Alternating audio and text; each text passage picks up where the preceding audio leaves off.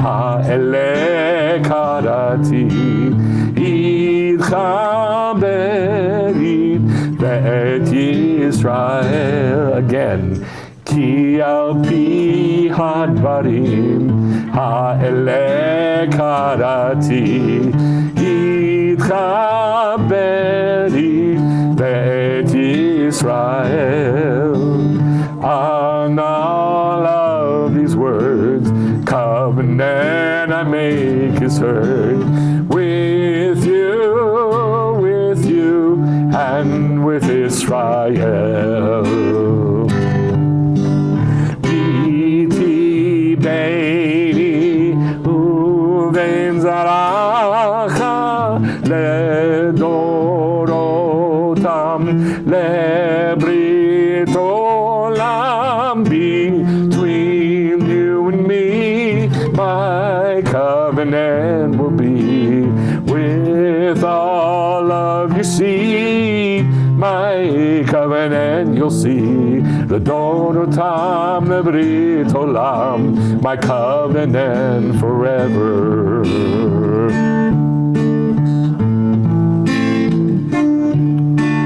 Veshamru Yisrael la'asod et haShabbat, the Dorotam Lebrit Olam, Bnei Yisrael. Again. Veshamru Yisrael la'asot haShabbat, the Dorotam Lebrit Olam, Bnei Yisrael. Observe and do Shabbat through generations for you, covenant forever to the sons of Israel.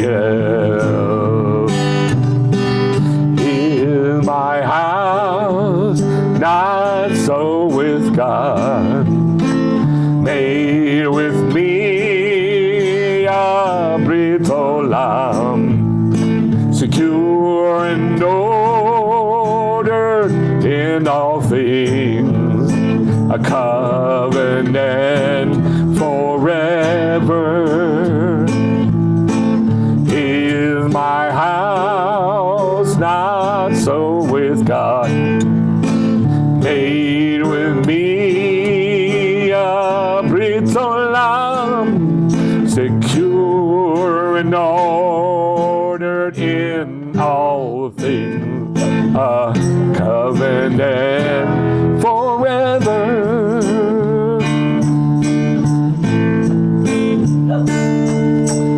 Ki al pi hadvarim ha'elek karati, idcha berit ve'et Yisrael.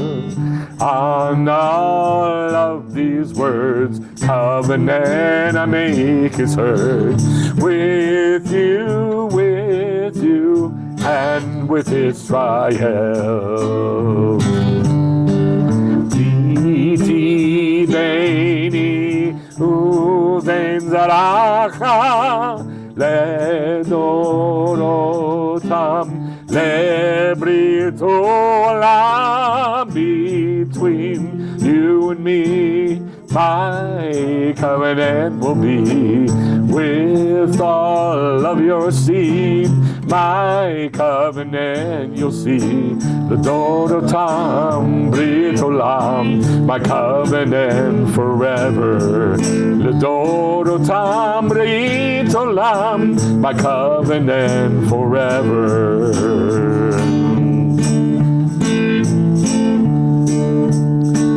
Veshamru Yisrael la'asod et haShabbat, the Dorotam Lebrit Olam, Bnei Yisrael.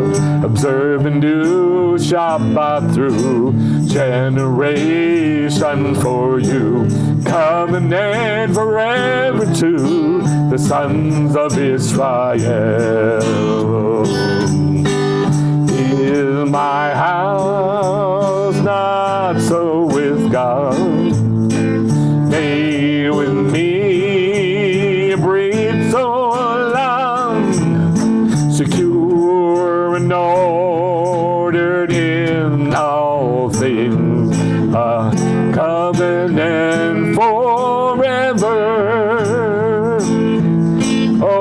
So is my house, not so will God. Oh, made with me a brit olam, secure and ordered in all things, a covenant forever.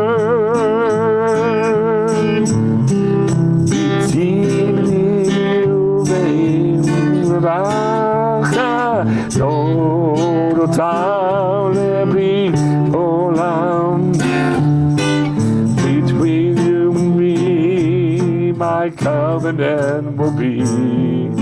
With all you see, my covenant you'll see. The Dodotam lebrit olam, my covenant forever. Briti beini uven zaracha, Dodotam lebrit olam, between you and me, my covenant will be. With all of your seed, my covenant you'll see. L'dodotam lebrit olam, my covenant forever. Briti beini uven zaracha, l'dodotam lebrit olam, between you and me, my covenant will be. With all of your seed, my covenant you'll see. The Dodotam brit olam, my covenant forever. The Dodotam lebrit olam, my covenant forever. The Dodotam lebrit olam, my covenant forever.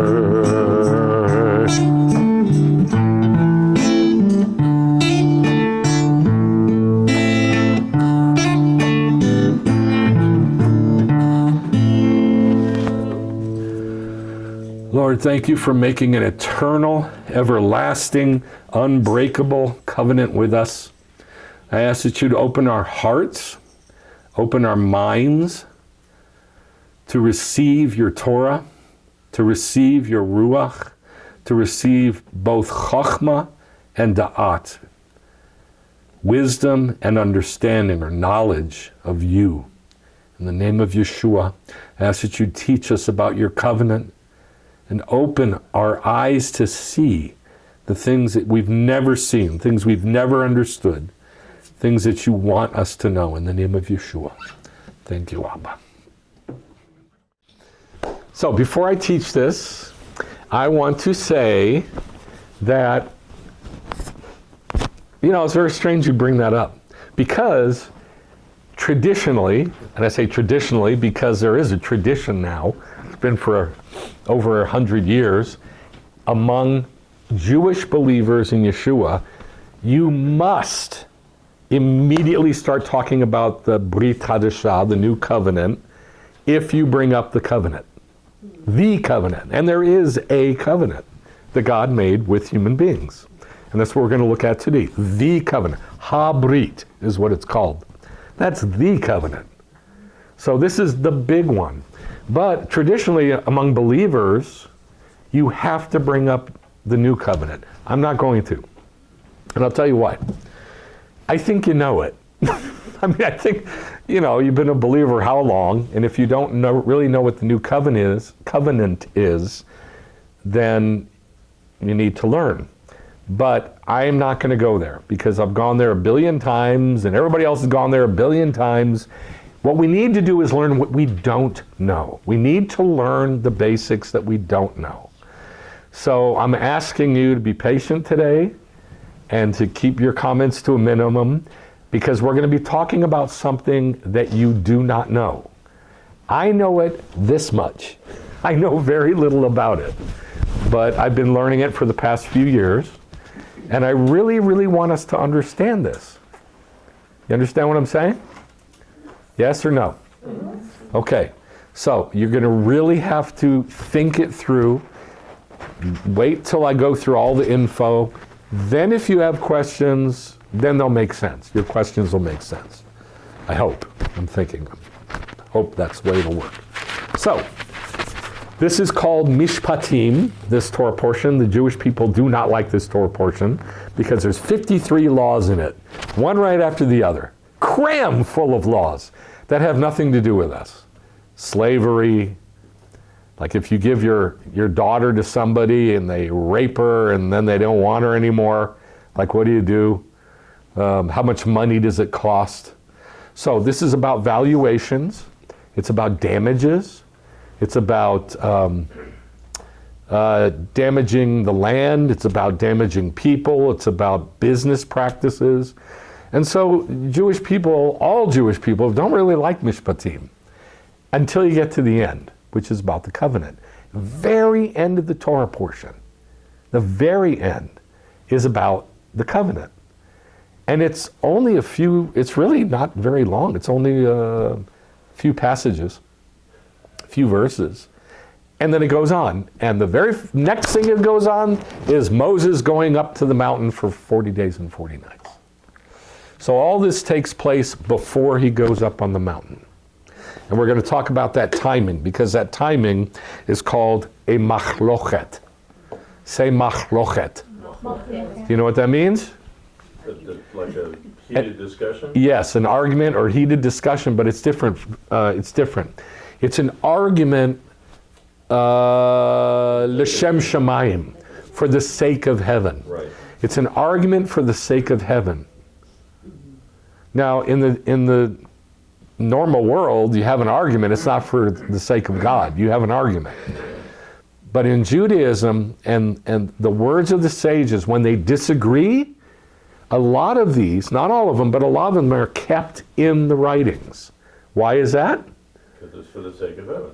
Yes, it's for the sake of heaven. So we got to have both views. Both views are important. And so it's kept in the words of the sages, and it's called a machlochet, an argument. So there's something to learn from both sides, is what it's saying. Right. All right. You're both right. You're both right, yeah.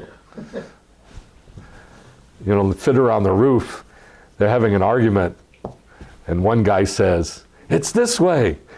And Tevye goes, "You know, you're right." And the other guy says, "No, it's this way." And Tevye goes, "You know, you are also right." And then the rabbi's son goes, "They can't both be right." So what do you think Tevye says? "You know, you're right too." Okay, Exodus 24, verse 3 through 8, and then verse 12. Then Moshe came and reported to the people all the words of the Lord and all the Mishpatim, the judgments. Now there are 53 of them, all in a row. That's a lot. 53 Mishpatim. And all the people answered with one voice and said, "All the words which the Lord has spoken, we will do." So they've heard the words, and then they go, "Okay, we assent to that." Normal. That's the normal way to do it, right? God speaks to you or speaks to a group. Everybody hears it, and what does everybody say? Either I assent to that or I don't, because they've heard it. It's normal. And Moses wrote down all the words of the Lord. Now what those words are is a machlochet, an argument, discussion. Moses wrote down all the words of the Lord. Then he got up early in the morning and built an altar beneath the mountain with 12 memorial stones. We'll talk about what that means for the 12 tribes of Israel. And he sent young men of the sons of Israel. And you know who those young men are? You know who those are? Remember what God said in Exodus 19 when we first came to Mount Sinai? And he said that you will be a kingdom, what? Of priests and a holy nation, right? But he said before that, before they left Egypt in Exodus 12, he says, the firstborn among you will be what? Will be the priests. So up until this time, the firstborn, they thought, were the priests. Well, that's the young men. It's the firstborn of all the tribes. And so the firstborn, the young men, And they offered olot, burnt offerings, and sacrificed bulls as shlamim, peace offerings. Moshe took half of the blood and put it in basins, and the other half of the blood he sprinkled on the altar. Then he took the book of the covenant, and that is a machloket. What is in that book? What's in that scroll? Because remember earlier it said he wrote down all the words. Well, now there's a book all of a sudden. I guess it's what he wrote, but it's an argument about what is in that book. Then he took the book of the covenant and read as the people heard, and they said, now they say something different. What do they say? Na'aseh v'nishma. They say, all the words that you've spoken, we will do and then we'll hear. So they flopped it, which is very, very, very important. So Moshe took the blood and sprinkled it on the people. How are you going to sprinkle it on 1 million people? Impossible. So this is the elders. How many elders are there? 70. This is the 70 elders as a representation of all the people. But even that's a lot of people. Can you imagine sprinkling blood on 70 people? So obviously there's a lot of sacrifices. So he sprinkled on the people. He also sprinkled the book, but it doesn't say that here. And said, behold the blood of the covenant which the Lord has made with you in accordance with all these words. And that's what I want to focus on. Which words? Is it the words that God said? Is it the words that he wrote in the book? Or is it the words that Israel answered back? Or is it all of them or some combination of them? Because the covenant, the blood of the covenant, which the Lord has made with you in accord or on or concerning, on the mouth of, is what it says, al pei, on the mouth of all these words. So we need to know what the words are. Does that make sense? Mm-hmm. We need to know what the words are to know what the covenant is. Habrit, the covenant. Everybody goes, well, yeah, but Yeshua is the final covenant. He's the covenant. He's the new covenant. You don't have to worry about that. There's another covenant that has fixed the old covenant. We need to know what the words of that covenant are. Right. Because if we don't know what the words of that covenant are, we don't know what the covenant consists of, what it's about, and why it was made according to those particular words. This is very, very important. Now the Lord said to Moshe, come up to me on the mountain and stay there, and I'll give you the stone tablets, he hasn't given them yet, and the Torah, with the Torah, and the mitzvot. Which Torah? Which mitzvot? Okay, so this is why it's a machloket. This is why there's an argument. What words? What scroll? What did he say? What's the covenant? What words are the covenant? It's all about the words, but which words? And so that's why I'm being so focused on the argument of it. And here's why. You might think you know, but you don't know. You don't know. Yeah, there's a lot there that it could be. I'm a Jew, okay, goody, but that gives me a little bit of background. I've heard about the covenant, I've heard about Jewish stuff, some, all right, a little bit of an edge, a little bit, but I've been studying Judaism now for 30 years. That gives me a bit of an edge, wouldn't you agree? I don't know the answer. I didn't know the answer to this. Now I've been digging into the details of this for the last 3 years, and I'm still a little confused about it. I have been still a little confused about it. So if I don't know, I guarantee you don't know. The sages didn't come up to a distinct conclusion as to which words it was? Of course they did. Oh, they did. Okay. Of course they did. Right. But there's an argument. There's two sides. Right. Now, here's the thing. Unless you've studied in a yeshiva, not in a church, in a yeshiva, you don't know the answer to this. You don't know what the covenant is. And then to say that Yeshua somehow, quote, fulfilled What? You don't even know. And this is why it's important. We can't just give bumper sticker answers and memes to these things. We got to know what we believe.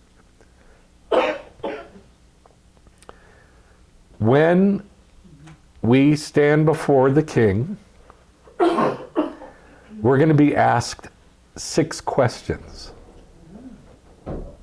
Do you know, have you ever heard this? You guys ever heard this? If I did, I forgot. Okay, this is in the the writings of the sages. We're going to be asked 6 questions. I'll just tell you the first couple. Maybe just the first one. Now the first couple. The first one is, have you been faithful, had emunah, in business, in dealing with money? That's the first question God's going to ask us. Have you been faithful in business? Have you been faithful with dealing, with your fellow man about money? And that's a huge question, because what does it mean, faithful? Does it mean like consistent? No. It means like it could be honest, it could be ethical, but it's more than that. It's trusting God in it. Emunah. Trusting God, having faith that God is going to do this. I mean, people say that our money is from God, so we don't have to worry, but is that really, really true? It's the very first question. The second question is, did you make time, a practice, a set time to learn Torah? Did you make a set time, I suppose daily, to learn Torah? And they get harder from there.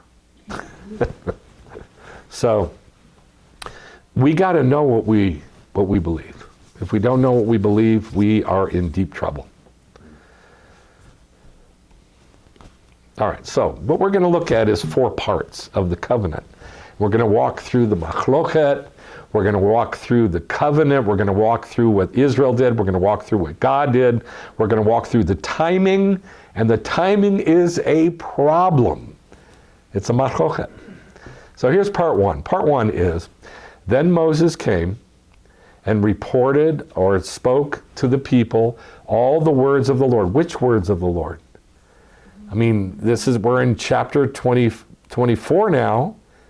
Chapter 19, we came to Mount Sinai, and God said, if you'll do my words, you'll be to me a nation, a treasured nation, a kingdom of a nation of a kingdom of priests, and a holy nation.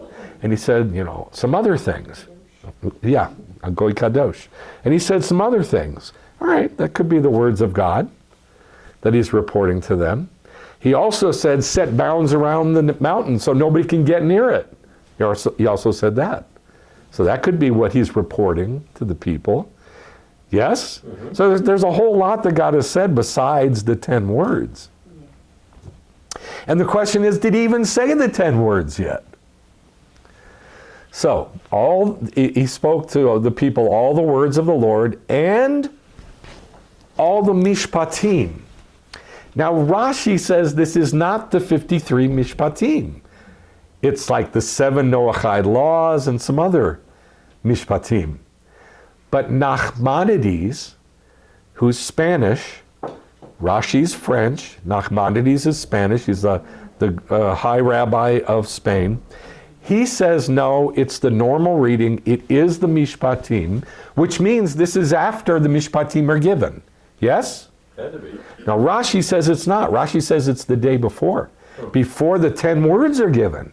Before God speaks and they see God and they see God's voices dividing up into the 70 languages and all the revelation of God on Mount Sinai. Rashi says it's before that. But Nachmanides says no. It's after. It's the day after. So because of this is where the machlochet originates and comes from. All the people answered with one voice and said, all the words which the Lord has spoken we will do. Normal, yes? Mm-hmm. God spoke, everybody hears, they say, okay, we'll do that. This is normal. And Moses wrote down all the words of the Lord. Which words? Now, if this is before the 10 words are given, and before the Mishpatim are given, then Rashi's saying, well, all he wrote down was up to this point. Yes? But Nachmanides says, no, this is after the 10 words are given. So included in that scroll are the 10 words plus, how many Mishpatim are there? 53. 53. Plus the 53 Mishpatim makes it a bigger scroll. Well, whatever it is, Moses wrote it. And he has taken the time that day to sit down and properly write this in the Torah scroll. So that tells us like what's in, it gives us a huge question. What are the beginning words of the scroll? Is it Bereshit bara Elohim et hashamayim ve'et haaretz? In the beginning of God creating up to this point? Or is it what God said to them and then the Mishpatim? So this is a big argument. Both are kept and preserved in the words of the sages. So here's where this all comes from. It's a principle, and you need to know this principle. It's ein mukdam ume'uchar b'Torah. Ein mukdam ume'uchar b'Torah, which means no before or after, or early or late. Depends on how you translate it. No early and no late in the Torah. What does that mean? There's no chronology. Well, we know there's chronology in the Torah, don't we?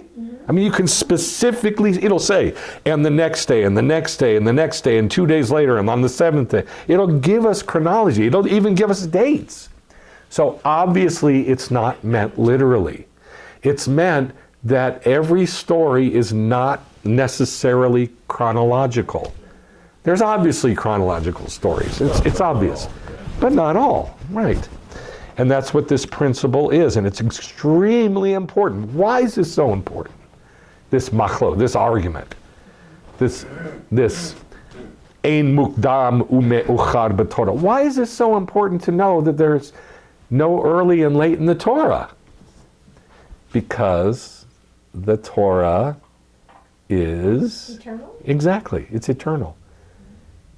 God, there is no early and late with God. Is there a latter days? Yes. Is there a latter days? Acharit Acharit hayamim, yes? Is there a latter days? Yes. There is no early and late in the Torah. Well, obviously there's early and late because there's latter days, yes? So both exist at the same time. In our world, there's chronology. In God's world, there's not. And so basically what this is telling us is the machloket is there to tell us there's a camera up here and a camera down here. It depends on how you want to look at it. Do you want to look at it from God's view, or do you want to look at it from our view looking up at God? Because both exist at the same time. So when it says, and Moses wrote down all the words of the Torah, basically both can exist at the same time, and here's what they are.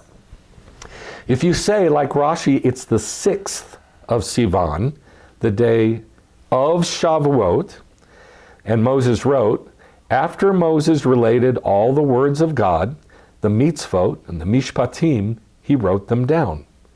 This is what the book of the covenant consists of.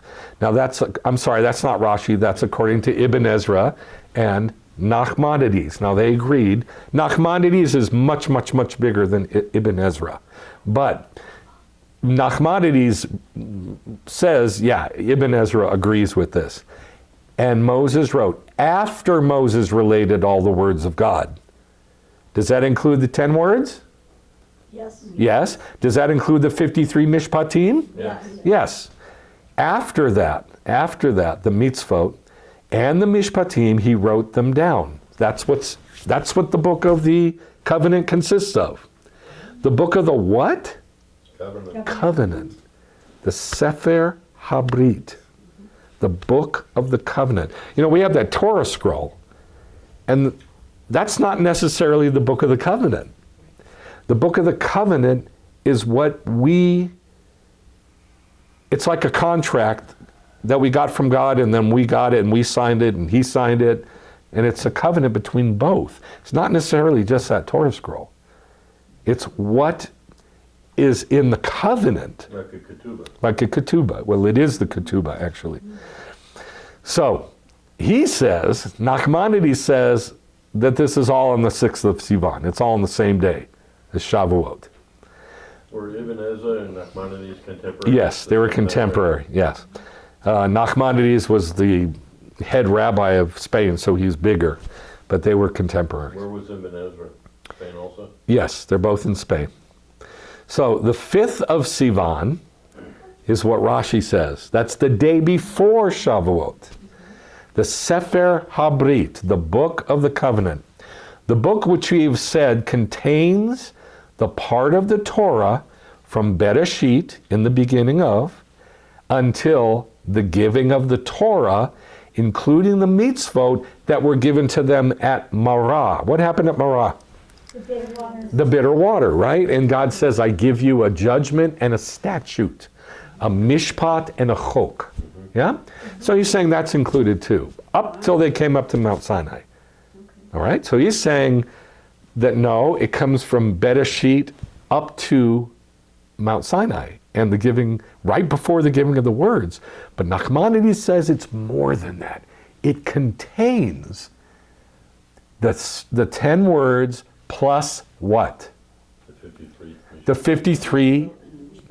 The 53 Mishpatim, yes? Okay. Why do we have to believe both of these? Why can't we say one's right and one's wrong?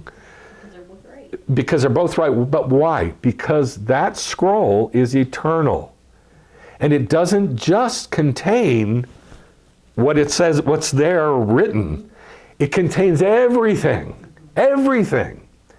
So it could be that even though Moshe only wrote the Mishpatim and the 10 words, that it was already Bereshit all the way up to that written somehow, magically, by God. And that's basically what it's saying. Yeah, of course it contains all that. Of course it does. It's eternal. And that's what it's saying. Do you follow? I know that's kind of esoteric and weird, Yeah. but that's what the rabbis say about this. That it's like magic. It's like, yeah, it's not there, but it is there. Does that make sense? Well, it's like saying the entire Torah is in the first 10 letters. And Yes, exactly. Thank you. Thank you. I forgot. It's like saying that the whole Torah is contained in just the 10 words on that block of 2 tablets. The whole Torah is in there. Right. And also, it's all in the first word, Anochi. Right.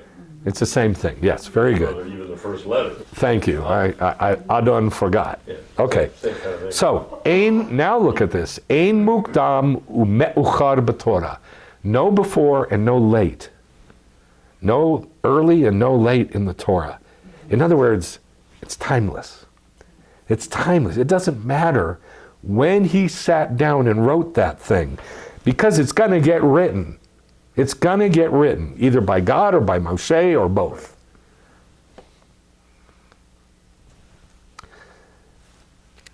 Here's part 2. What was part 1? What was part? Yeah, but what was part 1 of the covenant? The previous screen. You forgot already. What was part 1? The Book of the Covenant. Yes, Covenant, okay. him writing the words, Oh, okay. whatever those words are. That's part 1. Part 2. They got up early in the morning. Is there a date change? Oh, yeah, from one day to the next. Yeah, but when did the date change? We don't know. It didn't change, isn't it? Of course when the sun go down, baby. Well, yeah, but I mean, well, it could have been from the Day. 6th. Yes. The 5th or the So my question is, It's the next day? when did he do this? Right, is it from the Same 6th? day. Did he do it before sunset or after sunset? If he did it before sunset, yeah, it's a new date. But if he did it after sunset, It's the same day. it's the same date. Well, if you started before sunset and then kept going until after.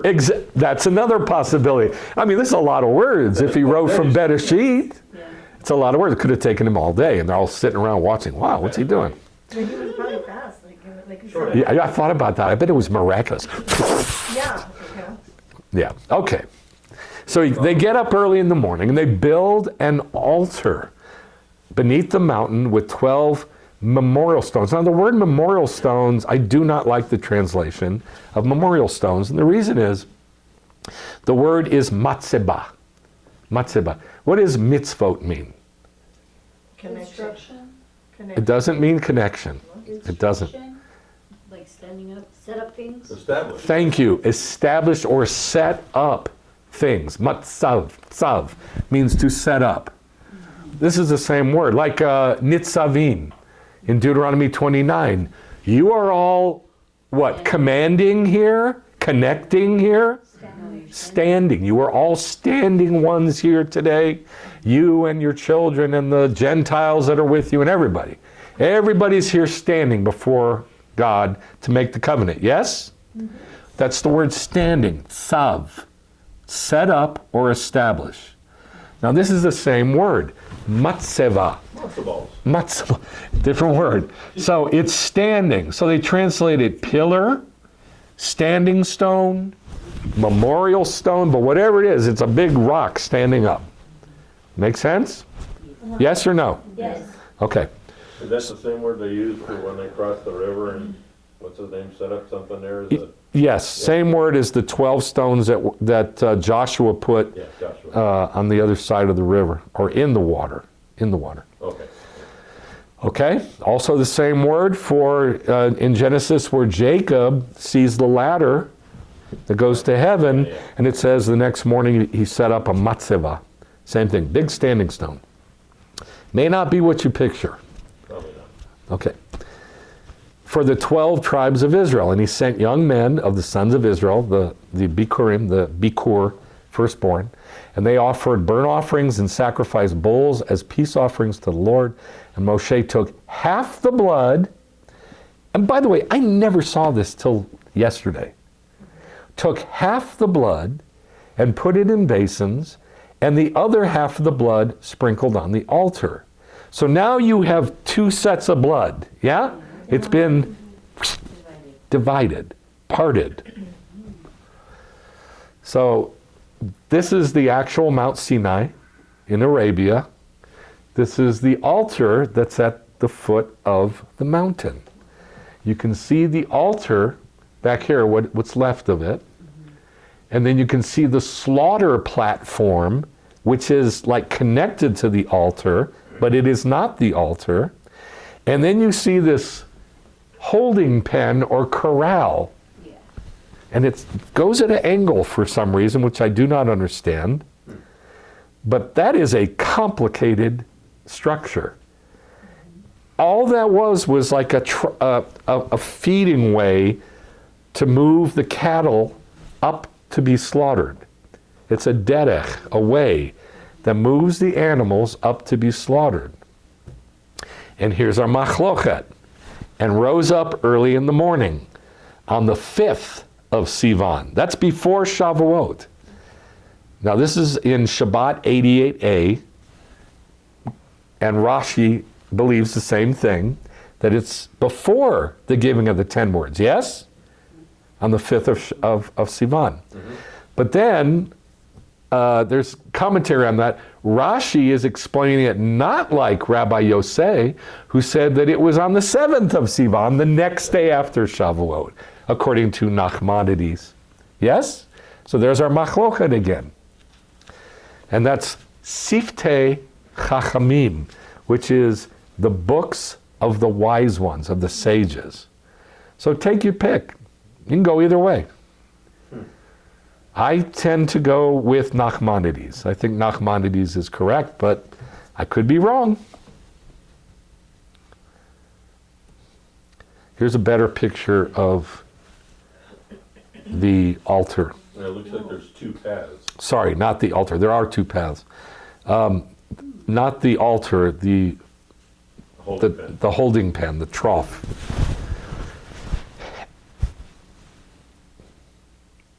I saw this. I literally saw this. You went there? I went there. In my mind. Oh, I thought you in a vision. Not physically when you went to Israel. This is not in Israel. Oh, that's right, yeah. This is in Saudi Arabia. That's right. So no, I ain't never been to Saudi Arabia. But I saw this. I've only had 2 visions in my entire life, and this was one of them. And I was up on the mountain right above this. And I saw it. And I was like floating above it. And I saw it. And I saw the pen, the angled feeding, the trough that fed the animals in. And I saw the altar. And I saw the slaughtering stone. I saw all of it. And I didn't really know what I was seeing. And I was like, what? This is the weirdest feeling I've ever had in a vision. Like God was inside of me and outside of me. And besides the fact I was flying, which I never do in dreams. Eileen used to do that all the time. I never done that. And I'm floating, I'm flying. And I'm like, this place is holy, like scary holy, like nothing I've ever felt. And then it went on to something else. But I mean, if you want, you can do research on the internet about the real Mount Sinai. And there are so many details to this. It's unbelievable. I'll show you some more. That's right that's right outside the area, going around the area of the altar. Like maybe, I don't know, 100 yards from the altar. What are they doing 100 yards from the altar? And what are they? You know what those are? Those are columns in segments. Do you know what that means? That means they carved them. Yeah, they're round. How did they do that? They come to Mount Sinai and what, start carving pillars? Remember, there's 1 million people. So probably, yeah, it probably went pretty quick. There's 1 million people, and they start carving these sections. They're about this big, about a foot or so. And there's a bunch of them. And what do they make? A matzeva, a standing stone. So you stack them on top. And they stack them one on top of the other. And there's 12 of them that go around. Matzeba. So then he got up early in the morning and he built an altar beneath the mountain with 12 matzeva. And by the way, it's singular, not plural. Matzeva it should be plural, but it's not. It should be matzevot. For the 12 tribes of Israel. And they're way outside of that altar to keep everybody away from it. This is the actual altar. And you can't really see it real well because of that big S over it. But that's the actual altar. Those stones are enormous. Question. Yes. Can it be singular because altogether, like, They form one Yeah. pillar. Probably, but I don't know. I really don't know. I haven't studied it, so I don't know. This is that trough, the feeding trough I really don't know what to call it. They actually have this, pens. In modern day, Yeah. a pen, Guide 'em is up that to what it the is? crux. Yes. Yes, it's a pen. So it's a double pen. This is the double pen, and here is for scale. These are people. That's how big it is. So there's some details, but this, when I saw this, I'm like, what? That means they made that. I mean, how much time do they have to do this? They got there on the 1st of Sivan. They don't know what's going on. They don't know what's going to happen. For the next 3 days, they have to stay pure and, for the first 3 days, they start getting ready. They start getting ready, and Moshe starts talking to him. And God's talking to Moshe saying, tell them to stay back. And then for the next 3 days, they can't go with their wives. They have to stay holy. They're not carving stone. And then comes Shavuot. And the next day, this. So when did they do this? I guess they did it on Shavuot, or maybe the day before. But this to me is phenomenal, that they found those pillar pieces. Lots of them, by the way. Do you know what they're made out of? Like what kind of rock? I do not. I don't know what kind of rock that is. All right. What was part 1? Book of the Book of the Covenant. Covenant. Book of the Covenant. Writing it down. Writing it down. Part 2, Sofa? well, the altar and the matzevah, the standing stones. Now part 3. Then he took the Book of the Covenant, whatever that is, and read. The people heard, and they said, all the Lord has spoken, na'aseh v'nishma, which is totally different. And if you don't see the total difference, you need to see it. Because in part 1, they say what's normal. All the words which the Lord has spoken, will do it. They've heard the words, they say we'll do it. But now there's different words. He took the Book of the Covenant and read, and the people heard, and they said, all that the Lord has spoken, we will do, and then we'll hear. This is basically giving God a blank check. They're saying, we don't even care what you're going to say to us. We'll do it. Yeah, but what if I tell you to kill your son? I don't care. We'll do it. Yes? Are you with me so far? Because now we're going to take a left turn. Yeah, it's like they're agreeing to it before they even know what it is they're agreeing to. Yes. So they're agreeing to it before they even know the terms of what? The covenant. The covenant. Before they even know the terms of the covenant, they're agreeing to what? The covenant. The covenant. All right? So the covenant are according to the words that are in the scroll. Yes? Yes. And according to these words, na'aseh v'nishma, which is not obedience.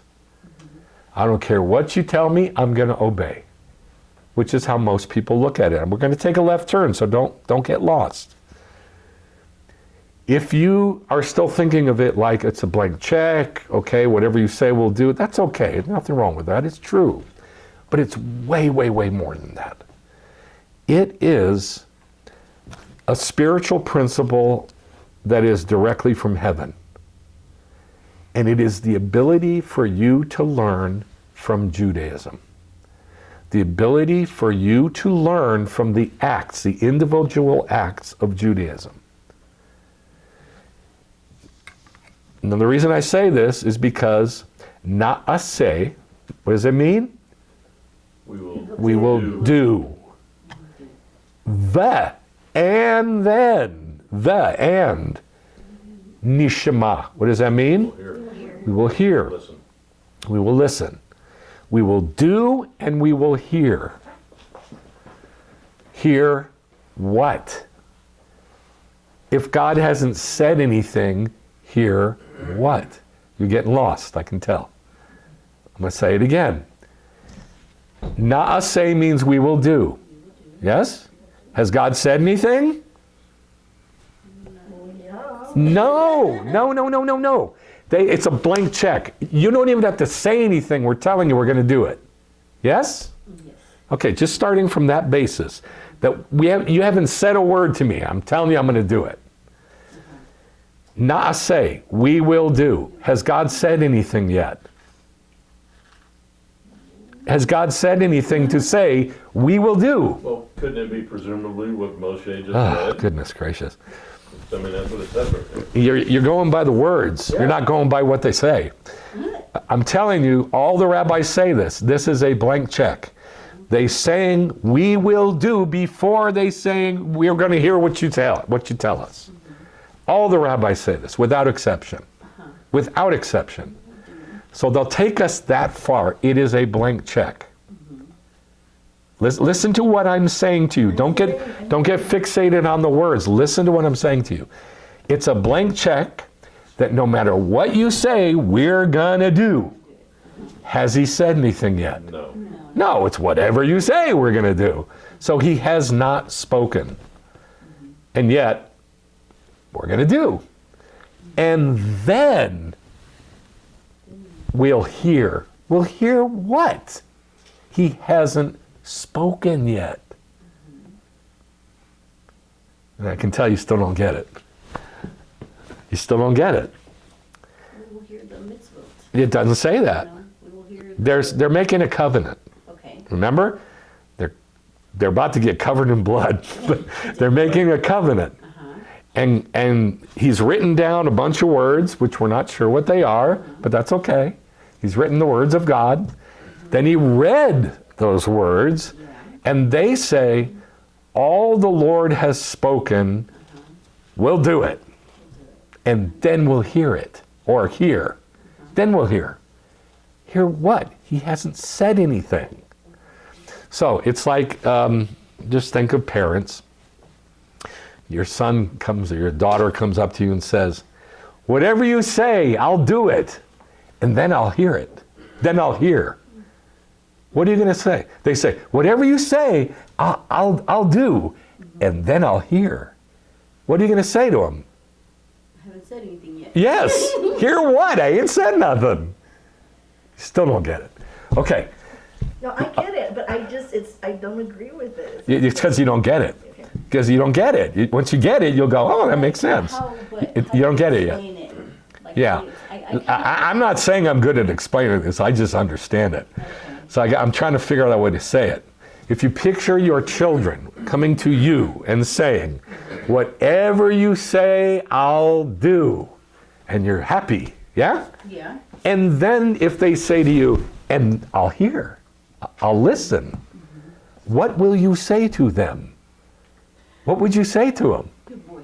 Yeah, that's what I said. Good. You wouldn't say, hear what? I ain't said nothing. I would think it's all the stuff that I've told them up until that Well, point. you don't. I would think it would mean whatever you're gonna tell me, I'll hear it. Yeah. I'll hear it when like you tell me. future. I'll hear it what? When you tell me. But you haven't said anything. But I'm going to, So here's the problem. You're on a merry-go-round presuming you will in the future. thinking predictively. And the rabbis say this is wrong. This is not proper thinking. I'll show you more. I'll show you more about what they say. But they say this is not right thinking. It's not right thinking. That kind of thinking is normal.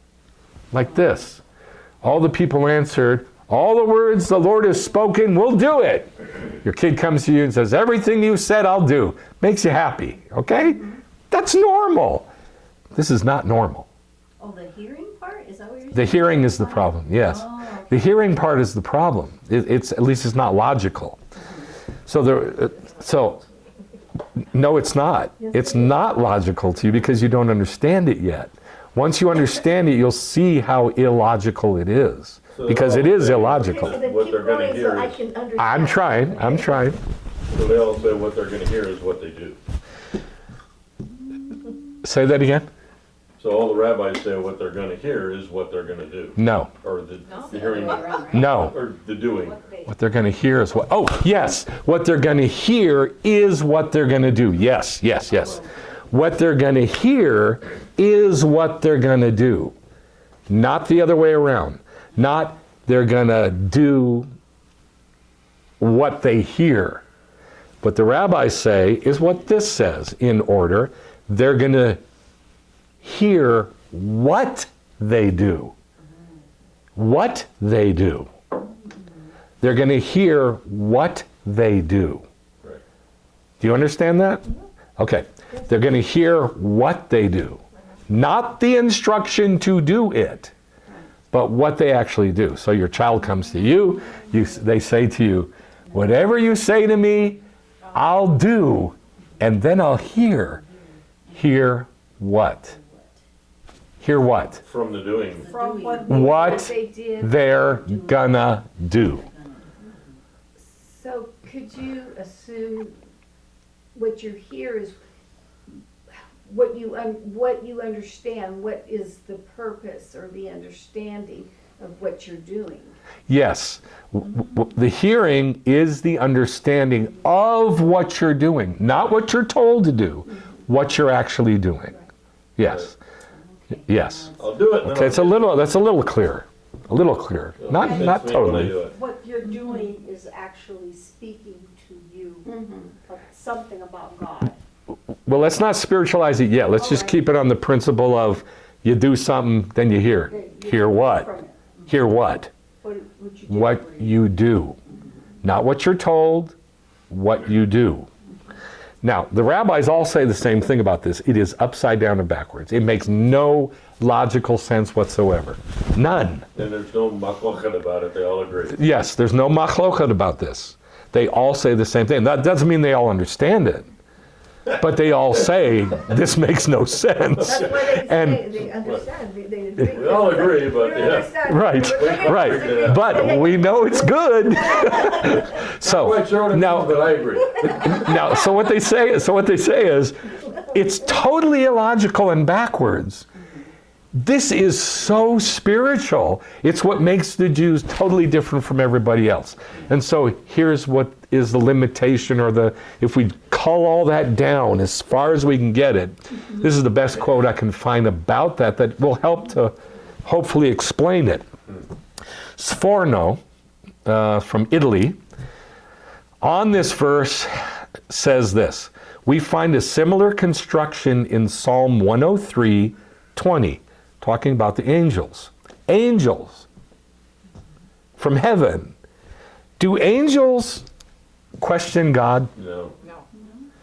They don't have free will. Exactly. They have no free will. They have no free will. Yes. Now, further, do they go, we're gonna hear you talk, and then we're gonna do it? Do they do that? No, they do. Probably. They just immediately do, because they have no free will, right? But Sforno sees, and I don't know how he saw this, except by the Holy Spirit, all the way to Psalm 103:20, which says, Osi devaro, his word, Osi, we will do, devaro, his word, lishmoa, to hearing in his voice. See how the word Osi, asa, to do, is before lishmoa, hearing? He says the angels are like this. We'll do it, and then we'll hear. And then we'll hear. So you hear it when you do it. Hopefully, you'll hear it when you Right. do it. The angels definitely, they hear it. They hear God's voice in it as they're doing it. And this is the crux of it. Crux of the biscuit. The crux of the biscuit, that angels, because they have no free will, they do, and then what do they hear? Bekolo, Right. his voice. They hear God's voice after they do, or while they do. Does that make sense? Maybe both, yeah. It's not like God gives a command and the angel, like a robot, goes and does it. It's not that. It's because they have no free will, they do it, and then they hear God's voice in the thing. And so, But isn't it also about trust? You know, yeah, they're doing it, they know they will hear from doing it because they trust God, and because like in the script, hold on. The word trust or betach or emunah is never associated with the angels. Never. That I It's can an think act of. the will. Because it's an act of the but will. I'm thinking, you know, Yes. we're giving this example from the angels, but I'm thinking that would pertain to human beings, that it would be a matter of trust. But we're talking about angels. They have no free will. There is no trust. They do, and in the doing, what happens? They hear it. They hear what? His voice. His voice. Now, this is what the rabbis say is na'aseh v'nishma. That we do it, he ain't said nothing. Then we hear God's voice. Then we hear God's voice after or during the doing. And this is how Judaism works. And so Rabbi Eliezer said, and this is absolutely phenomenal words. This is in the Talmud Shabbat 88a8. Rabbi Elazar said, when the Jewish people gave precedence to the declaration, we'll do, over, we'll hear. We will hear you is this. Yes, Lord, I shall obey. That's we will do. But they gave precedence to, No, you said. I'm sorry, the other way around. We'll hear you. We'll obey. We'll hear. People, see, I can't even do it because I don't even think the word obey anymore. But people do. They mistranslate the word hear as obey. So they gave precedence to will do it over will hear it. And so we will hear, most people see that as we will obey. We will hear you, Lord. You know what, last night I read about angels, and it said that they don't have feelings, they just do what they hear, and they do it. Mm-hmm. No feelings, no will. I never Yep. knew that. Yeah, that's true. So, let's start over. When the Jewish people gave precedence to the declaration will do over will hear it, will hear, but the question is, hear what? Hear God? God speaks and we will hear. That's normal. But this is the opposite. That's we'll do it and then we'll hear. So the question should be, hear what? Hear what? God's voice said to them, who revealed to my children this secret that only angels know or use? As it is written, bless the Lord, you angels of his, you mighty in strength, that do his word, listening to the voice of his word. Now, most people read that and they go, yeah, they heard him talk and so they do. But it's just the opposite. The do comes before the Shema, before the hear. Doing his word, we could say, and then hearing the voice of his word. And then hearing the voice of his word. Well, I mean, wouldn't it be both, that they have to hear him say what to do before they can do No. it? Or how else are they going to know what to do? No. No, it isn't. That's a hard question to answer. In case you couldn't hear it, the question is both like they heard God give a what? An instruction. An instruction, and so they go do it? And I said And no. then they heard from it. And then they heard no. No? No. This is hard to answer. How does it work? Yeah, 'cause how How do can they you know do what to unless do? you know, you hear what you need to do? You tell me. You tell me. It's on your shoulders to answer that to me, not mine to you. You have to tell me, in your world where you hear first and then do, in that world, how can you possibly do what you haven't been told? How is that possible? Is it? Is it? Yes. She has an answer. Well, hold on. You tell me, is it in the normal world? No, if you don't know what to do, how can you do it? Exactly. And how can you hear? Exactly. But they're not normal. They're upside down. Israel is upside down. We just know. The only way is that you already have it in you to do it. Yes. Yes. It's already in there. It's already, hold on just a sec. We'll get there. It's already inside the angel Yeah, you're just, to know what to do. You're wired It's that way. already inside the Jew to know what to do. right. How is that? God put the Torah in them, in the womb. That's where we're going. Okay, go ahead. Okay, I read that they actually have a cutoff, that when they see us go to heaven, they don't have feelings because they don't go to heaven, but they see us going to heaven. I Who's really. they? Oh, the angels she's talking about. Okay, all right, that's cool, but let's try to stay focused on this because it's not easy. This isn't easy. All right, so yeah, just illogical, stupid, crazy to think you can possibly do something without being told or taught it, right? But this is Torah we're talking about. And the trick is, the clue is, it's already in the thing, angel or person, who's going to do it and then hear it. It's already in their heart. Yes. I will write what in their heart? Torah. Torah. What's in the Sefer Brit? What's in the book of the covenant? Right. What's in there? What words were written in there? I don't know. I gave you 3 possibilities. Yeah. All of that that's in, I'm pointing to the Torah, but I shouldn't be. It's eternal. It's much, much, much, much, much bigger Not just that. than just those written words. It's gravity.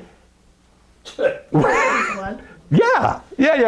Gravity and reproduction and everything else. And how big are the bases on the tabernacle? Why don't you know? Because it was written by the sages, and we can't possibly know from the Torah without the sages' words to describe what things were like, just physically, how they were like, okay? All of that body of material, all of it is Torah. Right. All of it is Torah. These words are Torah. These words were given to Moshe. These words were given to Moshe, but they were spoken much later. So the whole body of understanding of Torah, the whole thing, was stupped into the angels. And stupped just means push. It just means push. We're stupped, We're stupped inside the Jewish people. When? That's my question. When was all this enormous stuff stuffed inside the Jewish people? Conception. No, not at conception. Mount Sinai? Right here. Oh, yeah. When those words came out of our mouth at Mount Sinai, Na'aseh v'nishma, right there, God made the covenant and stuck it inside the Jewish people so that we can do and then learn from what we're doing. This is totally illogical, totally upside down and backwards, but it's actually right side up. Yeah. Now is it starting to see how just illogical and crazy and upside down? You cannot figure this out with the human mind. Very different way to think. Very different way to think, but it is our side of the covenant. These words, Na'aseh v'nishma, is our part of the covenant. That's it. 2 words. God said a whole bunch of words. We said 2. No, And that's- he said 1, 2, 3, 4, 5, 6, He said a lot more. 7. Na'aseh v'nishma. That's 2 words. That's it. 2 words. Na'aseh is 1 word. V'nishma is 2 words. That's all we said. And that's our part of the covenant. So when it says, when we read, and he made the covenant according to these words, this is ours, and the Sefer Brit is his. Is it starting to make sense? Okay. This is hard. This is really hard to explain. Okay, well, here's the covenant. What's he doing? See the basins? It's like you're sprinkling blood. He is. He's sprinkling blood on the 70 elders to represent all of Israel. What happened to that blood? Remember? That was one of my questions. Did they wash it off? No, not that. Well, that's another story, but I can tell you that. But I'm talking about when they killed the animals and they got the blood. What did they do with the blood? Do you remember? Put it on the altar. Put some on the altar. And Or God on the said, base. God picked it up on the fire. Okay, now you're starting to think of it. Didn't some of it go along the base of the altar?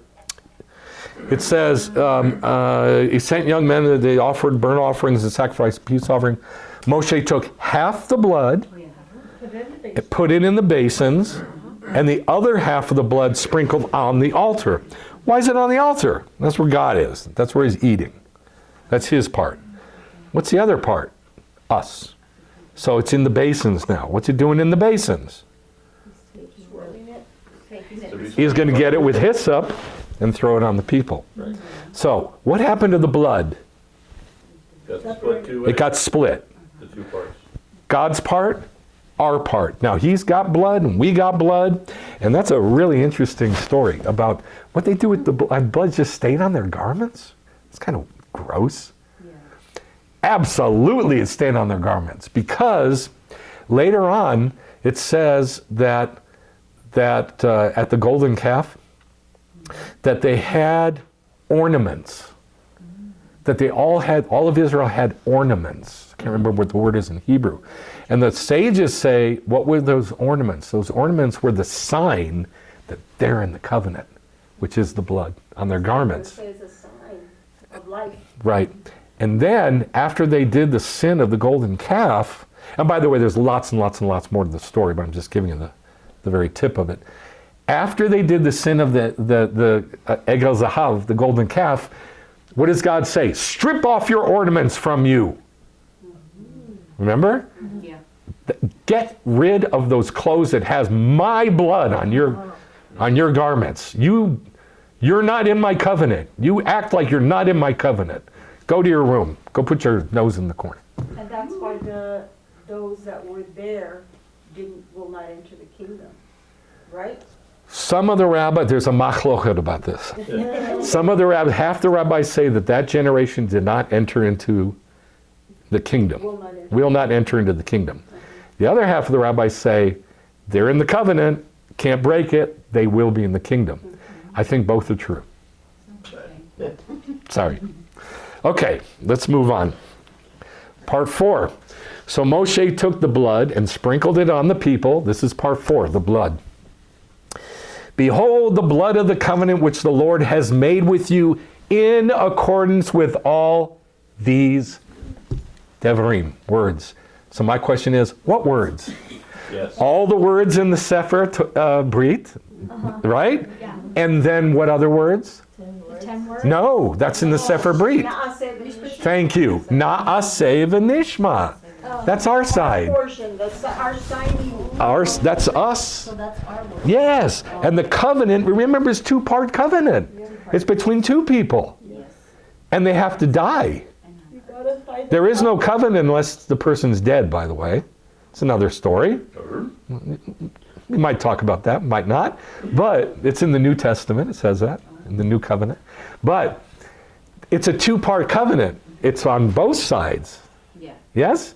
God's side, everything, all his words are written in the Sefer HaBrit, the book of the covenant, yes?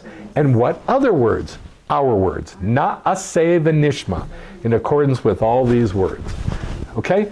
Na'aseh v'nishma is the most important thing Israel ever said. Ever.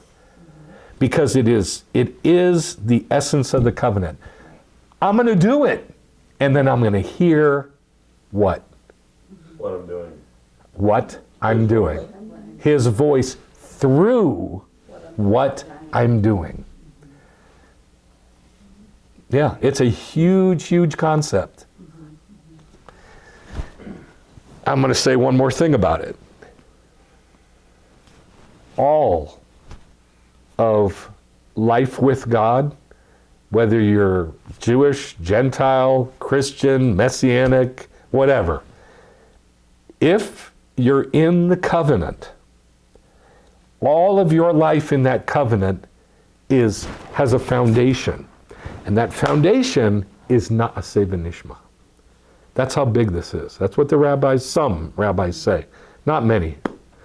But some rabbis say that all of everything we do in Judaism and in life with God is founded on Na'aseh v'nishma. I'm going to do it. And then I'm going to hear what? Then I'm going to hear what? God's voice. God's voice through it. I'll hear it. It, not him, it. I'll hear it. And through doing it, you hear him. So it's there's a subtlety there that's hard to get a hold of. That when you answer, hear what? It's God's voice, but it's only through hearing the thing itself, the act itself. So you do, and then you hear, which is really, It's understanding. And when you're understanding, that's what brings you closer to God. Exactly. That's why it's life-changing. So it's impossible, therefore, to come closer to God unless what? You do. Unless you do. Exactly. So those that don't know God. Well, they don't have an understanding of God. Well, that's what I You can't say they don't know God, because knowing God is like a huge spectrum. It's not just understanding. black and white. Better word, yeah. Sure. Understand. Okay. That's what I meant. Very good. All right. So the words that the covenant are based on is the Sefer Habrit, that's God's side. And then what's our side? Na'aseh v'nishma. Now, Hebrews 9, quoting this act of him sprinkling the blood on the people, right? Before he sprinkled the blood on the people, what happened to the blood? He said we're separated by Split. Yes, okay, divided it. Hebrews 9, 19 through 21. For when every mitzvah had been spoken. Really? He's only said at the most 53 plus a few more that were before the giving of the Mishpatim. But it says all the mitzvot had been spoken. So either the New Testament is just wrong, or it's like I said, everything about God's word is in that Sefer Habrit. Right. When every mitzvah had been spoken by Moshe to all the people according to Torah, he took the blood of calves and goats, okay, it says that, and water? Does it say that I didn't in the see that text? there. I don't think so. No, it doesn't. And scarlet wool, does it say that in the text? No. No. And hyssop, does it say that in the text? No. Where do you think you find those details? Talmud. Talmud. Yep. Sorry, it's actually not in the Talmud, it's in the Mishnah, in the Midrash. In the Midrashim, which came after the Talmud. Right. That's the only place you find those details. And this is in the New Testament? because he already had it. Because he knew. Well, because it happened. And remember, the New Testament was written way before the Talmud. Right. Sages. What? Way before the sages. In the first century. New Testament was written in the first century, wasn't it? Yes. When was the time of the Talmud? 5th through the 8th century. So then how did the guy who wrote the Hebrews know? It was all Because this has been around forever. verbally communicated, it just wasn't written down. It was The already oral in Torah. The oral. The Talmud and the Mishnah and the Midrashim have been around forever. It's eternal. It was all spoken to Moshe on Mount Sinai, all of it. It just came out later. We're back to that again. The words of the rabbis and sages are eternal because they were spoken to Moshe on the mountain, but they were spoken by the rabbis and sages later. Well, here's one of them. Here's one of the sages speaking, whoever wrote Hebrews. Took the blood of calves and goats and water and scarlet wool and hyssop and sprinkled both the book itself. Did it say that in the Torah? No. And the people, saying, this is the blood of the covenant God established you. So, either the New Testament is full of nonsense, or it's just quoting what the stories were from way, way, way past, and it is. This is amazing to me, absolutely amazing. So that's part 4. What's part 1? Writing of the, Come on, what's part 1? writing of the covenant. Book of the Covenant. Book of the covenant, writing the book. Part 2, The altar and the altar, right? Building the altar and the matzeva. Part 3, the big one, Na'aseh v'nishma, that's the big one. Because it's our side, that's why I think it's big, because I'm selfish. And part 4, Blood. the blood. Now remember, the blood was split in half. Why? So God could, Got put on the altar for God. well, like in a covenant, which we'll talk about, in a covenant, what they do is they cut the animal in half and and they'd walk through the blood so that both parties are covered with the blood. Right. Well, that's the same thing here. The altar's got blood on it, that's God, and then the blood is sprinkled on the 70 elders, that's us. Part 4, Moshe took half the blood, put it in basins. The other half of the blood he sprinkled on the altar. Moshe took the blood, sprinkled on the people, and said, behold the blood of the covenant. Now look at this. This is from Chizpuni, which is after Nachmanides and Ezra and Rashi. Nachmanides and not Ezra. Ibn Ezra, thank you, and Rashi. The blood of the covenant. Here is the blood, the symbol of the covenant. What does symbol mean? Picture. Picture of the covenant. You see the blood, you see the covenant. Simple. The blood of the covenant is divided in two halves, as always when a covenant is made between two parties. We know this already from the first covenant made between God and Abraham in Genesis chapter 15. Don't read any further, please. Genesis 15, I'm going to show you a picture in a bit. I have a picture of it where the animals are laid half against each other. And there's a path through them, the covenant of halves. And there's a path through them. But then he goes on to say this, and this is going to be confusing, I think. It confused me. Doesn't mean you'll be confused, but I was confused. The prophet Jeremiah, in Jeremiah 34:18, refers to the calf which they cut into so as to pass between the halves. By the time of Jeremiah, were the Jews doing good or doing bad? Bad. Jeremiah told them that what was going to happen to Israel. What was going to happen? What did Jeremiah tell them? With exile. Which exile? Babylon. Babylon, right. He's telling them, Babylon's right out there. He's going to come take us into Babylon. The boogeyman's gonna come get you. Boogeyman's going to come get you. He's right there at the door. So you better change your ways. This was his whole ministry, his whole life. They didn't. So what is he talking about here? Jeremiah 34, that's well into the book, refers to the calf which they cut in two so as to pass between the halves. Do you have any idea what he's referring to? Okay, we're going to talk about that. It confused me when I read it because I never even came across this ever. All right, so there's the picture. See the path of blood, and there's the animals laid one against the other, each side. There's a flaming torch, a lapid, and a flaming oven.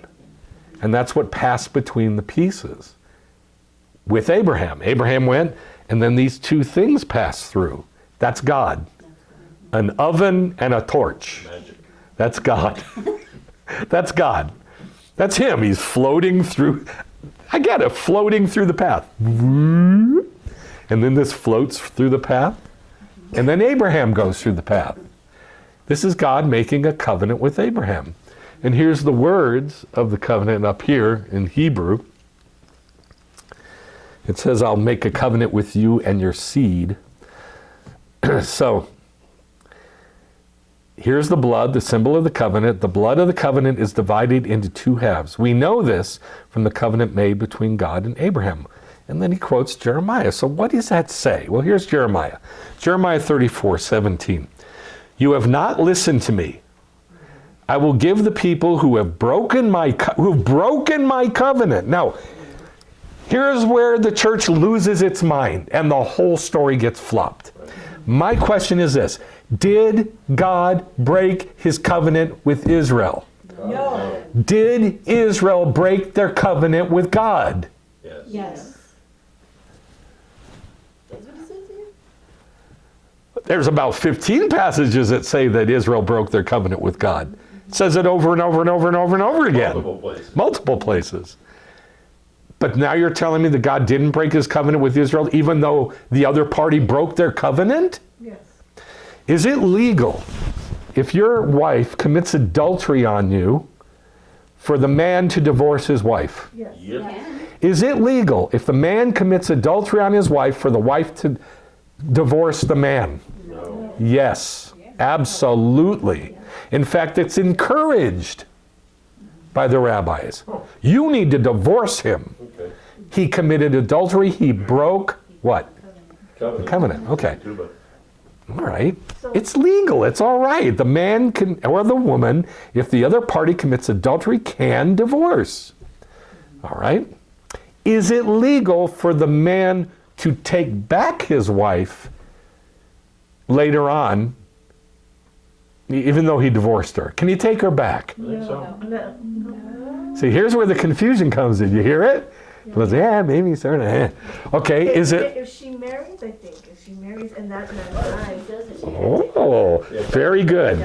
So this is the halakha. The halakha is if she remarries yes, and then he dies, the husband dies, he can't take it. can he take her back? No. No, because she's one flesh with the second dude. Right.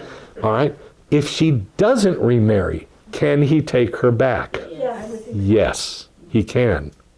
It's not the best, it's not so good, but he can.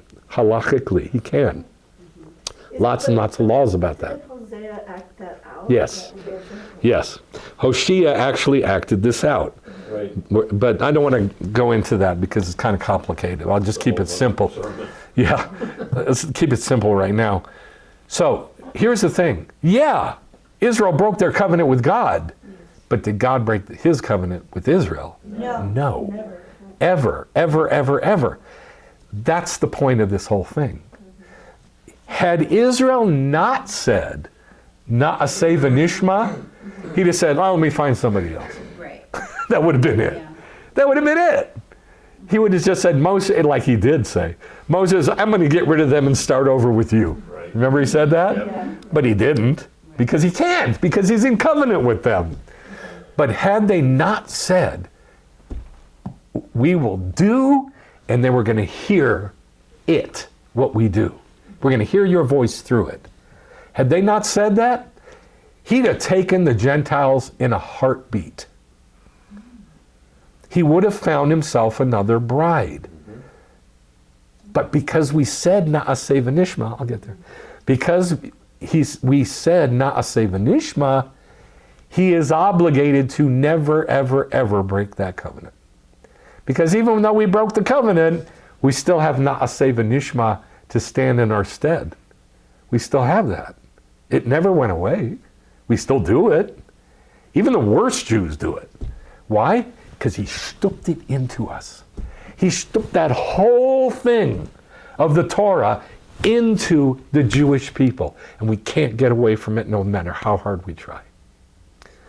Yeah, did it say that God took them back as a bride yet, or that's going to happen later? Oh, yes, it says that. Okay. And you know where it says it? In Hosea. Right.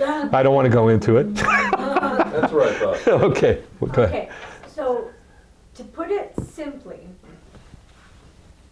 God gave us the Torah and the 53 Mishpatim, those are eternal. Those are part of his covenant with us, therefore the covenant is eternal. Yeah, but the Torah and the 53, the 10 words and the 53 Mishpatim, and maybe from Bereshit all the way up to there, that's only part. Yeah. It's the whole thing. It's the whole eternal thing Yeah, was given to us in the covenant. okay. Sounds on And it happened the second we said, Na'aseh v'nishma. Right. Okay, so let's finish Jeremiah. Because you don't know, you and I didn't know anything about this. Obviously, you don't know anything about it. Was that when they all died and then came back to life? No. You have not listened to me, he says. I will give my people who have broken my covenant, who have not fulfilled the words of the covenant, which they made before me. What were the words of the covenant that we made? Na'aseh v'nishma. And you didn't do it. Which they made before me when they cut the calf in two and passed between its parts. The officials of Judah are the ones who did this. And the officials of Jerusalem are the ones who cut the calf and passed between its parts. The high officials and the priests and all the people of the land who passed between the parts of the calf. Now this has two meanings. Don't read this yet, please. This has two meanings. Number one, this is when we pass between the parts. All of Israel.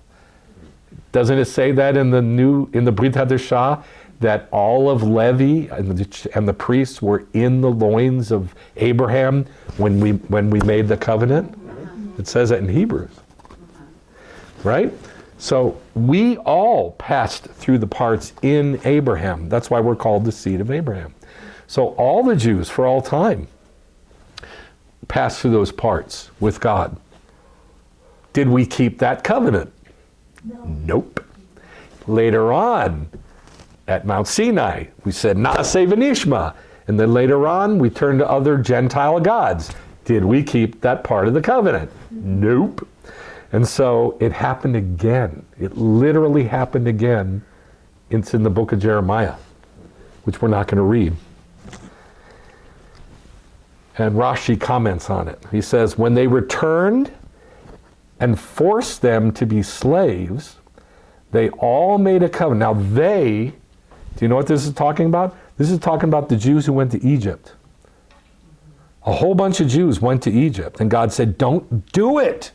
You're going to die. Don't do it. And they said, nah, we don't care what you say. We're going to do it. So when they returned, they came back to Israel and forced them to be slaves. They all made a covenant to rebel against God and cut the calf in two and pass between its parts to rebel against it. This was an evil covenant. They literally made a covenant with whatever gods they were. That they wanted to go to Egypt that bad. Isn't that disgusting? A strong covenant and a final one. So, did God reject Israel when they did this? Never. Never. It just goes against every principle. It's just like Na'aseh v'nishma. It is so upside down and backwards. The Jewish people should have been rejected. And the Gentiles should have taken over and become the people of God. That's what should have happened. But it didn't. Because Na'aseh v'nishma. It's still there. So Israel breaking the covenant, was it because they didn't Na'aseh, they didn't do, or because they didn't v'nishma, they didn't listen? Because they didn't do. Because they didn't do Judaism, right? Did they? Should have listened then. Did they do Judaism? No. No. They turned to every Gentile pagan idol there was. Right. So how could they hear? Yeah. Because they didn't do. Right. Because you got to do in order to. Exactly. And God says over and over and over again, you didn't do my mitzvot. You turned to the ways of the Gentiles. You didn't do my mitzvot. Okay. Yeah. Now, these are the parts of the covenant. I mean, this is how we know we have a covenant. Circumcision is called a Brit Olam. What does Brit Olam mean? Forever. A covenant forever. Eternal covenant. Shabbat is a Brit Olam, covenant forever. Torah, now it doesn't say covenant forever, Brit Olam, but it does say, write down these mitzvot for in accordance with these mitzvot, which we know is everything. Make a covenant with you and with Israel. And is that covenant stopped? No. No, so it's a Brit Olam. So it's just implied, although it doesn't say Brit Olam there. And the land of Israel, which we quote every single Shabbat. Come on, guys, pay attention. As what? Everlasting covenant. Okay, what's an everlasting covenant? He doesn't say here. Then he says, saying to you, I will give the land of Canaan. That's an everlasting covenant. Yeah? So we have circumcision, Shabbat, the Torah itself, and the land of Israel. These are all part of the Brit Olam. Are all covenants everlasting, or are there some that are temporary? No, all covenants are not everlasting. Okay. I mean, in the Bible, are you talking about Bible or otherwise? In the Bible. In the Bible, if God makes it, yes, it's eternal.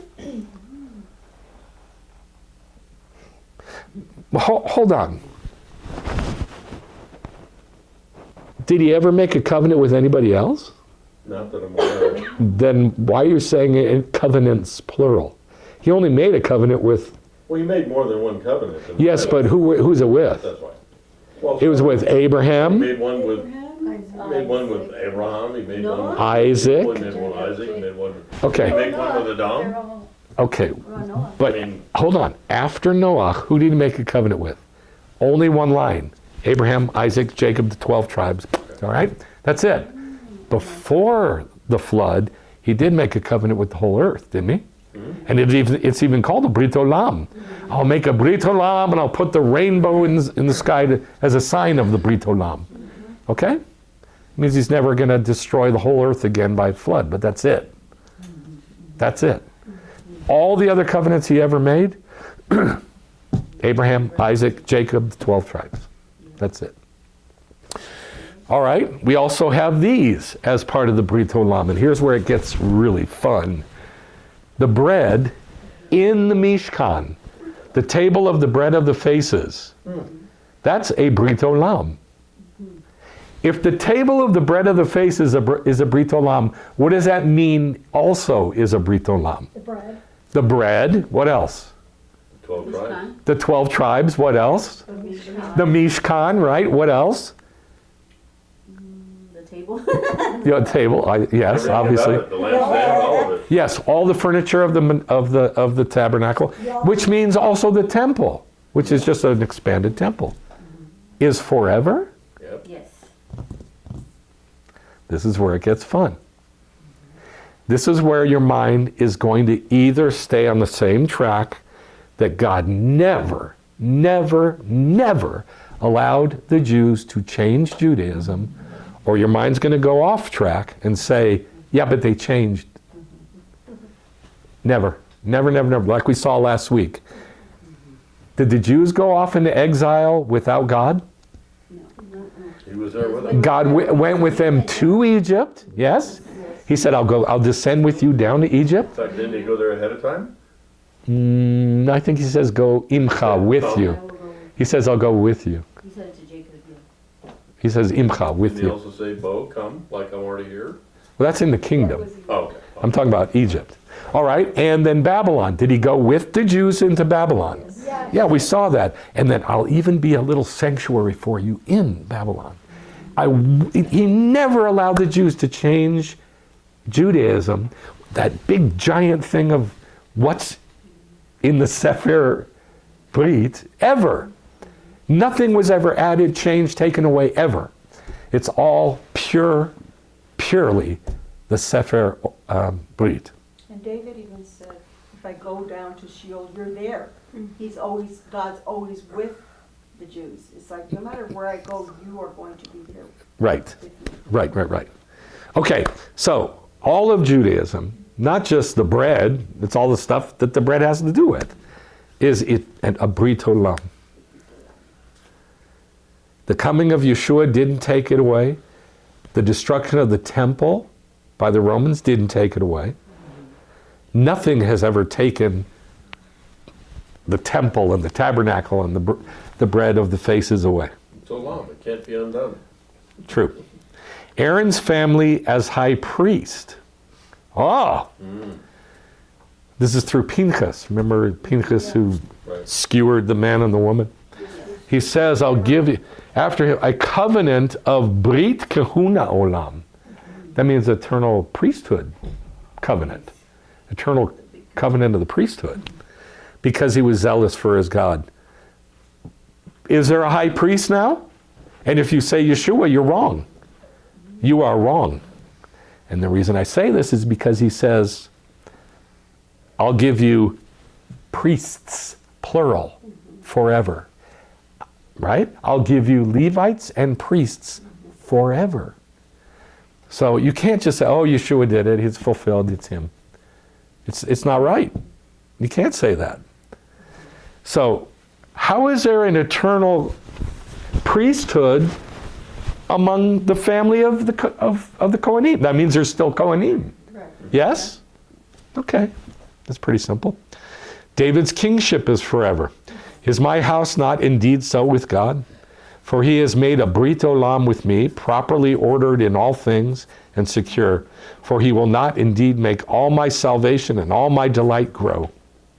For will he not indeed make all my salvation and all my delight grow? Now he's referring to 2 Samuel 7 when God makes an eternal covenant. The way he says it is, I will raise up your seed after you, and I will establish your kingdom, and I will establish the throne of his kingdom, olam, forever. Okay, so how does that work? That means there's still a kingdom of David? And it's not Yeshua, because that's spiritually speaking. But all these parts of the covenant are physical, aren't they? The bread of the faces, This is physical. All the parts of the covenant are physical. Now, 2 Chronicles, this is about David's kingship. This is really interesting. 2 Chronicles 13, Aviah stood up on Mount Zemaraim. Don't ask me where that is. Which is in Mount Ephraim, and said, Hear me, Jeroboam, and all of Israel. Shouldn't you know that the Lord God of Israel gave the kingdom over to Israel, to David le'olam, forever, to him and to his sons by covenant of salt. Yeah, right. Isn't that strange? What's the covenant of salt? Don't know. Well, the covenant of salt is the sacrifices. I read about it before, but I don't remember what I read. It's the sacrifices. Okay. That, remember I've taught you before, They salt the meat. yeah, there's a big pile about this tall of salt next to the altar, right? And as the priest was going up, he'd grab a handful of salt and he'd throw the piece up on the altar, and then they'd throw the salt on it. Every single sacrifice had to have salt. That's why it's right there by the altar. What does that have to do with David? Was David a priest? Yes. Yep. Yes. Yeah. Yep. Yep. He sure was. And he also says, my sons will be priests. Kohanim says that.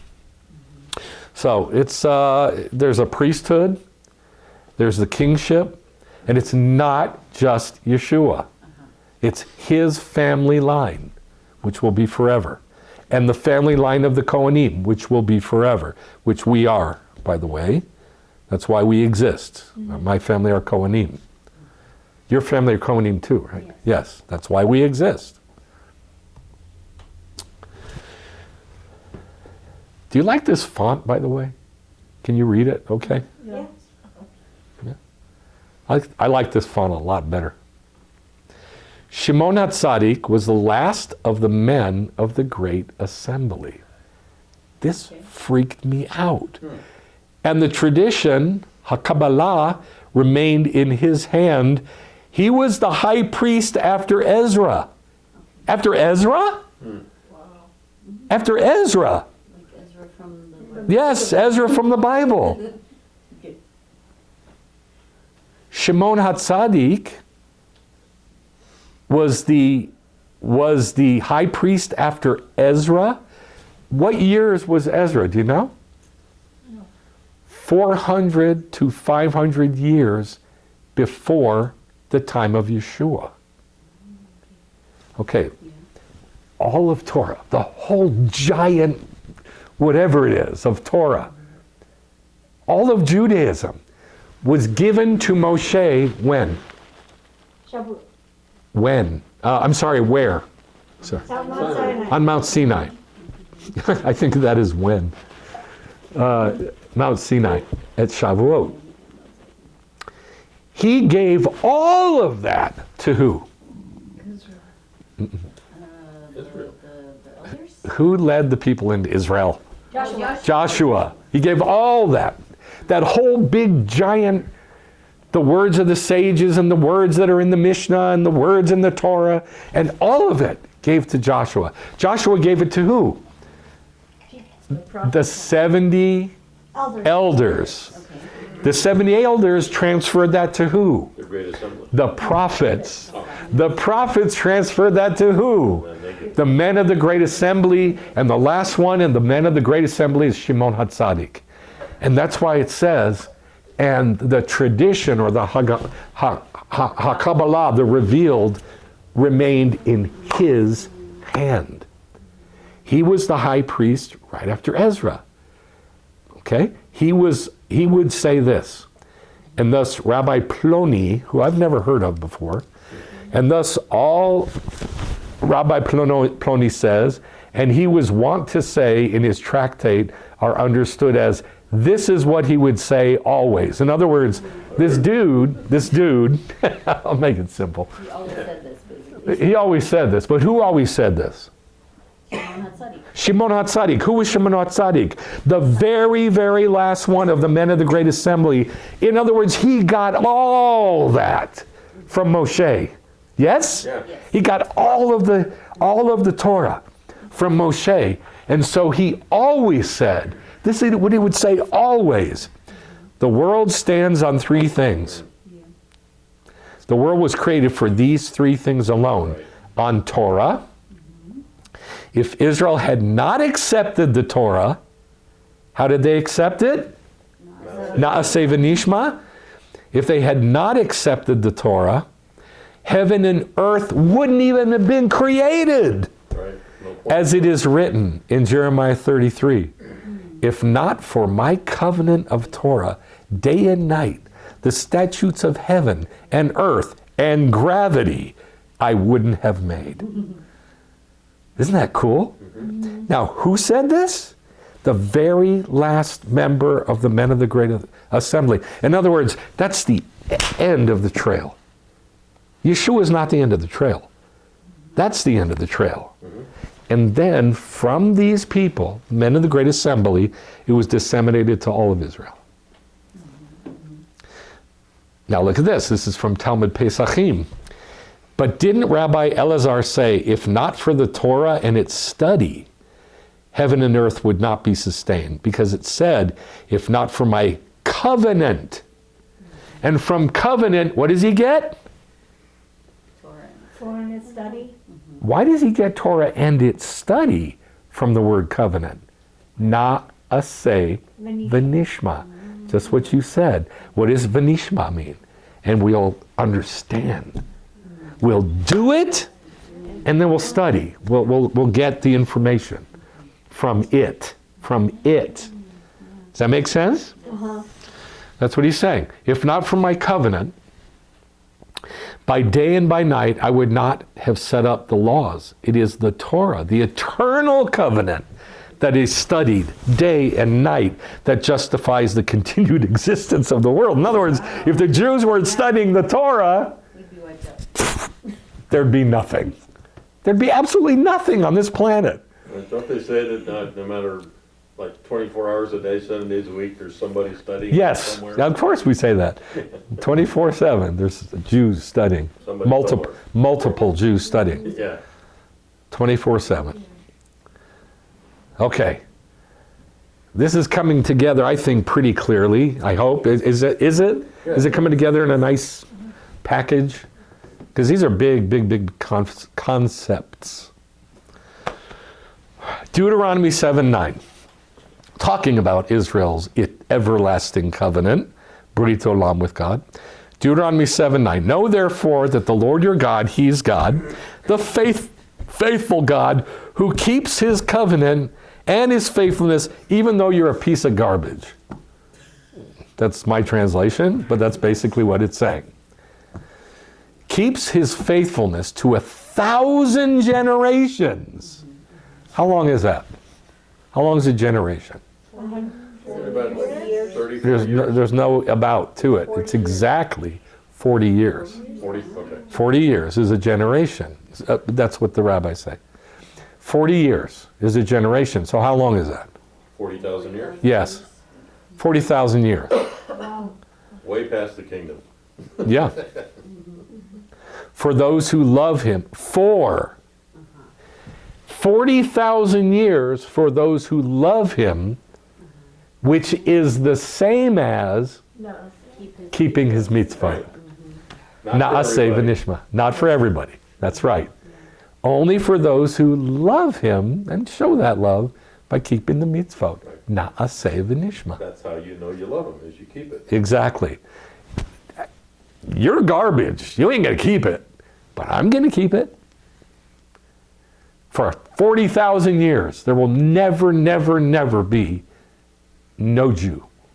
No Jews. Jeremiah 33, to see what this people said, the two families which the Lord chose have now been rejected by Him. How long have you heard that? Your whole life. Especially if you're Jewish. The church has been saying this for 2,000 years. The two families, Israel and Judah, which the Lord chose, have now been rejected by him. God has turned to the Gentiles and sent the Apostle Paul to the Gentiles. And now there's replacement theology, and the Christians have replaced the Jews. Why? Because they say the two families which the Lord chose have now been rejected by him. I am not like I can't remember the word, like taking this and putting it into our day. For 2,000 years, that's an enormous length of time. Don't you think there's going to be prophecies about that? That Rome would reject the Jewish people? Oh, yeah. And say, God has rejected the Jewish people. Well, here it is. Stand to reason. It's very, very simple. Two families which the Lord chose. Who did God choose? Israel and Judah. Those two families have now been rejected by him. Thus they despise my people and regard them as no longer a nation.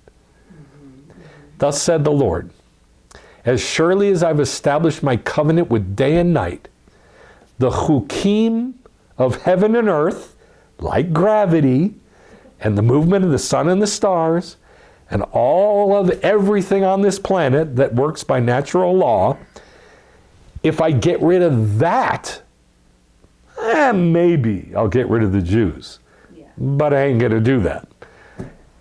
As I've established my covenant with day and night, the chukim of heaven and earth, so I will never reject the seed of Jacob and my servant David, because I have a brit olam with them, a covenant eternal with them. I'll never fail to take from his seed rulers for the seed of Abraham, Isaac, and Jacob. Indeed, I will restore their fortunes, and I will take them back in love, but don't miss what this says. You never hear this, that it's prophesied that the in this case, the kingdom of Rome will say, the Jewish people have been rejected, and they're done. They're done. Well, sorry. We said na'aseh v'nishma. Right? That's basically what it comes down to. Because if we hadn't said na'aseh v'nishma, we're going to do it, and they were going to listen to it, he would have gotten rid of us. He would have. But God will never break the covenant because he signed it in blood. Now do you see why I'm not going to bring up Yeshua? Yeah. Does it make sense now? Right, because they will say that. Yeah, because I don't have to. You don't need to. You don't need to. Not part of it. Yeah. Yeah. This is the story. This is the story that people need to know. That God made a covenant with Israel, and we made a covenant with God and said, na'aseh v'nishma, and ha ha ha ha ha, you can't do anything about it. Not even God can do something about it. Right. Think about that. Not even God can do something about it, that we said na'aseh v'nishma, if he wanted to, which he doesn't. It's amazing how powerful those words are, that we said we'll do it, and then we'll listen to what? To do it, what's the meaning? We're doing. No, we're going to do it, and then we'll listen to Doing. the voice The voice of How? God in the doing. in the doing, through the act. That listen to the voice of God through the act. Oh, Write that down. that's about as good as I can do. I'm spent. All right. Now, are there any questions? Now, are there any questions? Okay. I was willing to get them on camera. Okay, that's fine. Now let's pray. Abba, thank you so much. I don't even know what to thank you for. There's so much in this to thank you for. But basically, thank you that you never break your covenant. And thank you that no matter what we do as your people, Israel, that you'll never break your covenant with us, and we'll never break our covenant with you, even though we break our covenant with you. And you'll never break it. And it doesn't matter. And I thank you for somehow magically getting inside your people and having us be able to say Na'aseh v'nishma, because that in itself is a miracle. Because they all said it at the same time, and it doesn't even make logical sense. And I thank you, Father, for protecting your people and for moving your body toward this understanding of the covenant, Habrit Olam, that you made, the eternal covenant that you made with Israel. Thank you, Abba. Amen. Shabbat Shalom.